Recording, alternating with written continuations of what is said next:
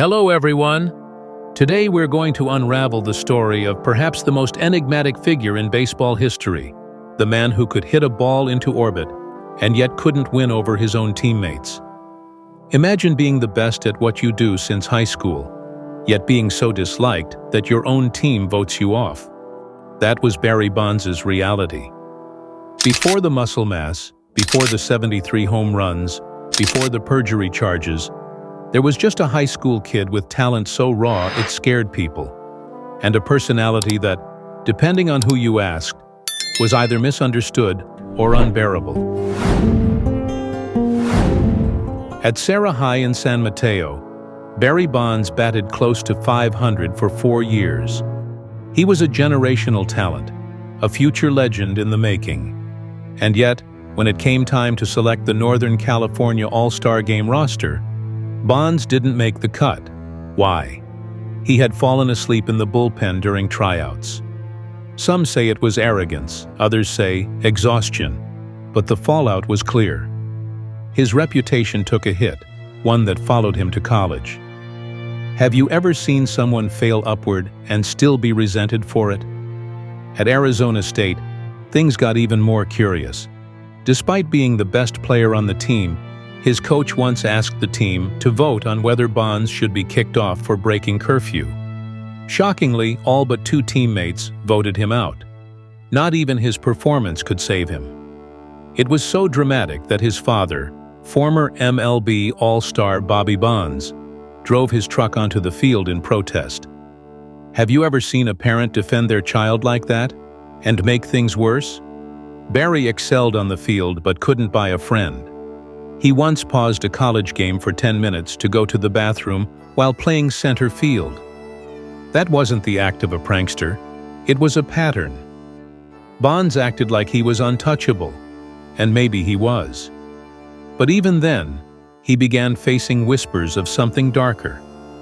Arizona State became embroiled in a drug scandal where coaches and psychiatrists were accused of encouraging players to take antidepressants to improve performance. While Bonds wasn't accused directly, his association with the mess stained him. Does success justify overlooking the people you hurt along the way? Drafted 6th overall by the Pirates, Barry skipped through the minors like they were a formality. By 25, he had won his first MVP. But Pittsburgh was no safe haven. Despite his dominance, the press painted him as selfish, his teammates saw him as arrogant, and the fans were split. Andy Van Slyke, a fellow outfielder, once got into a clubhouse fight with Bonds so brutal that other teammates joined in, against Barry. How bad do you have to be for an entire team to side against the MVP? Then came the pizza. After a playoff loss, Bonds got into a heated argument with a teammate on the team plane and allegedly threw a pizza in his face. He had just criticized another injured teammate to the media. Bonds, they said, didn't just play baseball, he played everyone around him. And yet, he was the only thing keeping the Pirates relevant. That duality, dominant and despised, defined the era.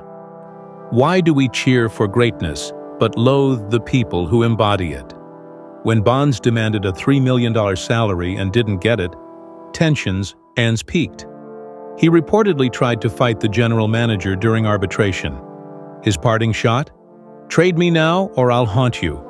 Spring training the next year turned into a circus when he lashed out at a camera crew, then fought with a coach, then with manager Jim Leyland, who absolutely lost it on him.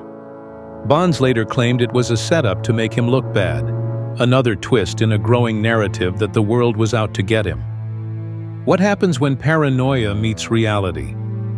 Despite everything, punches thrown, rumors spread, reputations burned, Bonds was otherworldly on the field.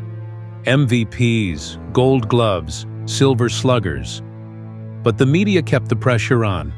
He was accused of everything from insulting Japanese players on tour to ruining a baseball dunk contest. Even Dick Vitale supposedly had complaints.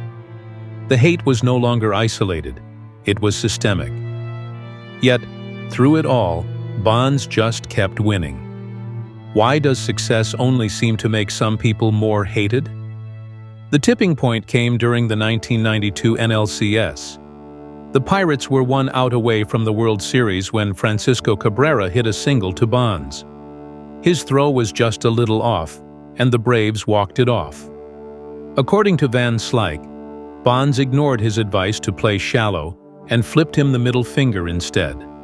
That 1 inch, that one throw became the symbol of Bonds' career. Brilliant, flawed, and just shy of redemption. Was that throw really just a mistake or a metaphor? When Bonds left for San Francisco, the Pirates supposedly threw a party. Fake money was tossed at him when he returned.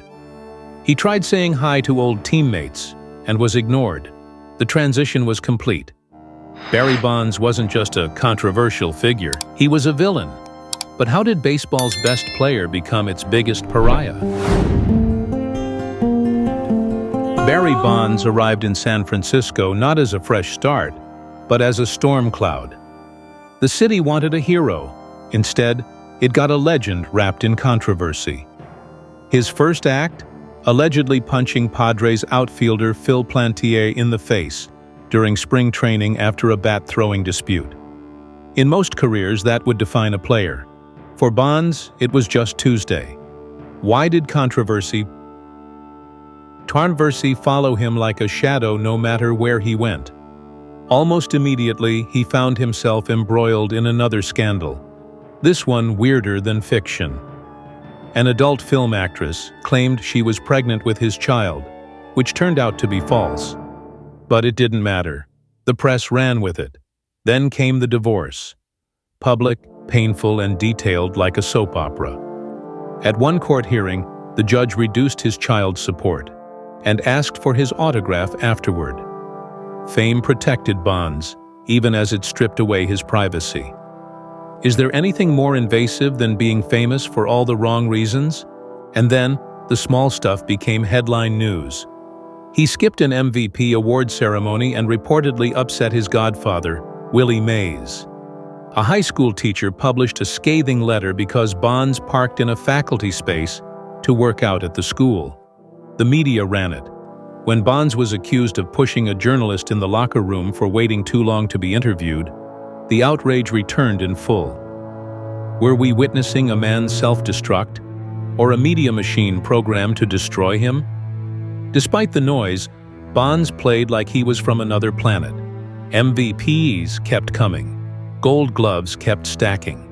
From 1993 to 1998, Bonds was an unstoppable force, posting an OPS over 1,000 every year. Yet players like Ken Griffey Jr. and Frank Thomas got the ad campaigns, endorsements, and cultural celebration. Bonds, meanwhile, remained the anti-hero. Why did baseball choose to market others when the best player was hiding in plain sight? By 1919, Bonds was 33 and entering what most believed would be the twilight of his career. Bill James ranked him the 34th best player of all time, while he was still playing. But the buzz around him was quiet compared to the roar surrounding Mark McGwire and Sammy Sosa, who had just broken the single-season home run record. Bonds was better than both by most metrics, but they were beloved. They were saving baseball. Bonds was being forgotten. Was envy the final push that sent him over the edge? That offseason, Bonds returned to spring training bulked up. His jersey size, hat size, and shoe size had all ballooned. He brought a new trainer, Greg Anderson, into the clubhouse. Teammates noticed. So did reporters. And yet no one dared say the word. Steroids. Not yet. In 2001, Bonds hit 73 home runs, shattering the single-season record. When the Diamondbacks walked him intentionally, their own fans booed. The baseball world was in awe. But was it too good to be true? Even as suspicion brewed, Bonds remained untouchable. He won 4 straight MVPs from 2001 to 2004. He led the league in walks, OPS, slugging, and WAR. During those years, Bonds alone outperformed several entire MLB teams. At age 39, he was posting numbers most players couldn't touch at 25.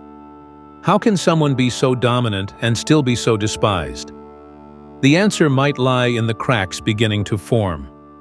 In 2002, he finally reached the World Series, and for once, he delivered. His numbers were historic, but the Giants blew a 3-2 series lead to the Angels. Another brush with glory gone wrong. A month later, Tom Verducci wrote a groundbreaking article exposing baseball's steroid problem. Bonds was featured, subtly. The questions began. And then came the fight with Jeff Kent. In front of the world, Bonds and Kent got into a shoving match in the dugout. Cameras caught it all. Later, Kent admitted they'd fought at least 6 times. Their beef started over a seat on the team bus and festered for years. Kent claimed Bonds didn't care about anyone. Bonds never disputed it. Yet they kept winning together. Kent won MVP that year. Bonds came in second. Dysfunction was just part of the formula. Can you win championships with someone you hate? The following season, Bonds' father passed away. It hit him hard, but grief didn't slow the storm. That same year, the company Bonds was linked to, Balco, was raided by federal agents for distributing steroids. Bonds was named. A few months later, he testified before a grand jury and famously claimed he thought the substances given to him were flaxseed oil. Nobody bought it. And suddenly, it wasn't just the media after him. It was the U.S. government. When does a scandal stop being about the game and start becoming a national event? Despite the legal chaos, Bonds kept playing, kept dominating, kept rewriting the record books. From ages 36 to 39, he put up numbers never seen before. His WAR exceeded the entire output of players like Manny Machado and Bryce Harper. It was surreal, but it was also deeply polarizing. The face of baseball's greatest scandal was also its best performer.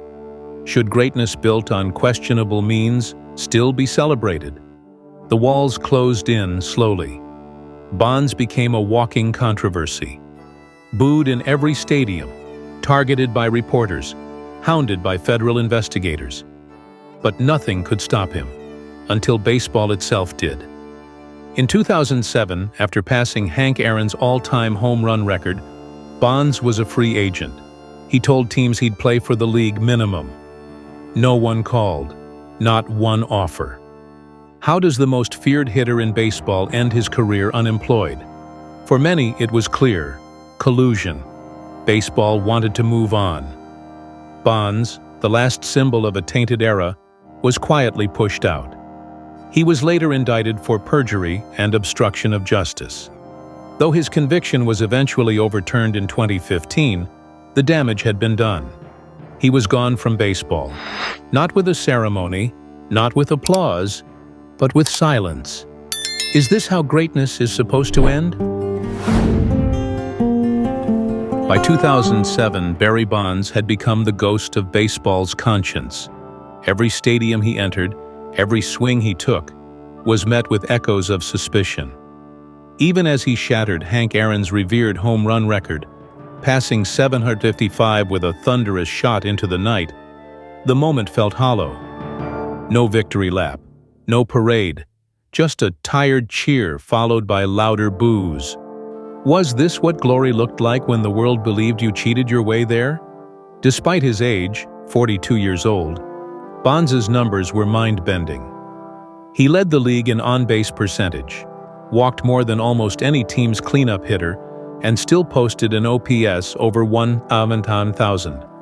But when the season ended, so did the silence from team owners. He made it public. He'd play for league minimum. Crickets. Teams argued that the baggage he brought, legal troubles, age, media frenzy, wasn't worth the trouble. But how could they justify ignoring a player this good? Was it strategy or was it collusion? In 2011, the legal fallout of his testimony to the grand jury finally landed.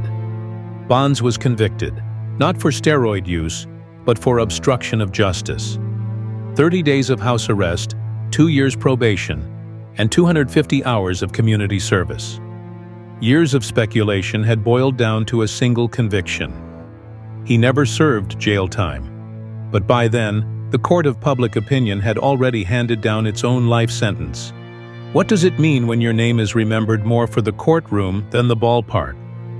Even though the conviction was overturned in 2015, Bonds remained a pariah. Not in numbers, those were immortal, but in hearts and Hall of Fame ballots. Writers refused to forgive. Fans refused to forget. Teammates stayed silent. No major interviews, no apology tour. Just Barry walking away quietly from a game he had once dominated so thoroughly that people feared what he could do with a bat. Can a man be the greatest to ever play a game and still be unwanted by it? The Hall of Fame voting began to feel like a morality trial. Year after year, Bonds' name came up. Year after year, voters cited character clauses. The same voters who had once cheered him, covered him, built careers off his highlight reels. Even players who had tested positive after Bonds received more forgiveness. Why was Barry the only one the sport couldn't forgive? Maybe it's because his story wasn't just about cheating. It was about attitude, rebellion, pride. Bonds wasn't just accused of taking steroids, he symbolized defiance. He never gave the soundbite they wanted. Never bowed to the pressure. Never cried on cue. Instead, he responded with power. Home run after home run, eyes narrowed, chewing gum like a villain in a baseball comic book. Was that the real crime? That he never cared enough to apologize? In hindsight, Bonds wasn't alone. The steroid era was vast, and its fingerprints are on dozens, if not hundreds of players. MVPs, Cy Young winners, All-Stars, but most of them got second chances. Most found redemption. Bonds was too big, too bold, too unapologetic. He became the scapegoat, the sacrifice baseball made to pretend it had cleaned house. Was Bonds the cause of the problem, or just the most convenient example? We now know that even before steroids, Barry Bonds was destined for the Hall of Fame. His pre-1999 numbers alone qualified him among the game's elite. But by chasing the spotlight stolen by McGwire and Sosa, by seeking to rewrite records, not just match them, Bonds wrote himself out of the game's legacy, or at least the official one. What drives a man already on top to reach for more at the cost of everything? What's even more curious is that, in retirement, Bonds transformed. He coached hitters. He smiled more. He showed up at games. He even got honored by the Giants. But the damage was done.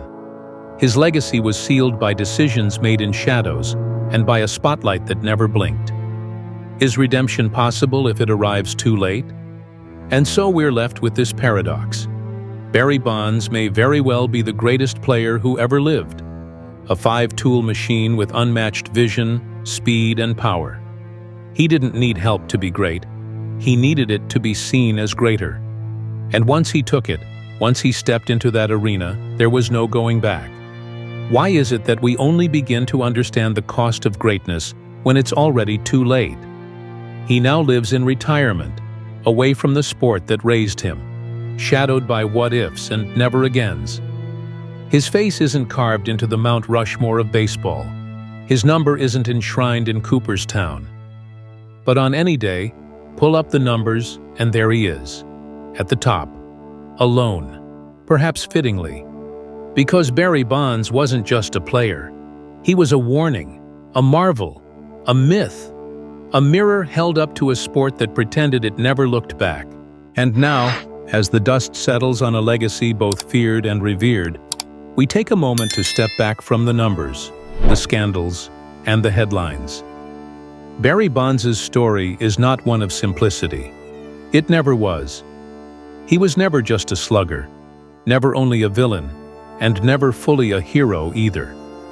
Instead, he exists in a strange twilight, where achievements are undeniable, but the applause was always delayed, if it ever came at all. What remains is a career unlike any other. Before the steroids, he was already a generational talent. During the steroid era, he became superhuman. And afterward, he became a ghost, left off rosters, off ballots, out of the room. His numbers break logic, stretch history, defy comparison. But even now, the conversation around Bonds is less about how great he was, and more about whether he deserves to be remembered at all. The irony is as rich as the story is tragic.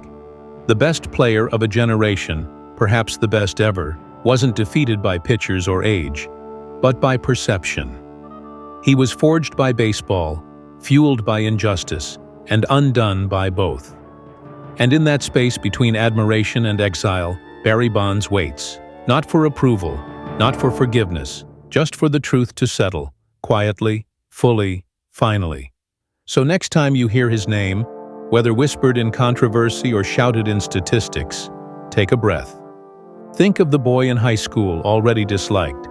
Think of the man in San Francisco breaking records under storm clouds. And think of the legacy that was never allowed to land softly. Because whether you love him or hate him, you cannot ignore Barry Bonds.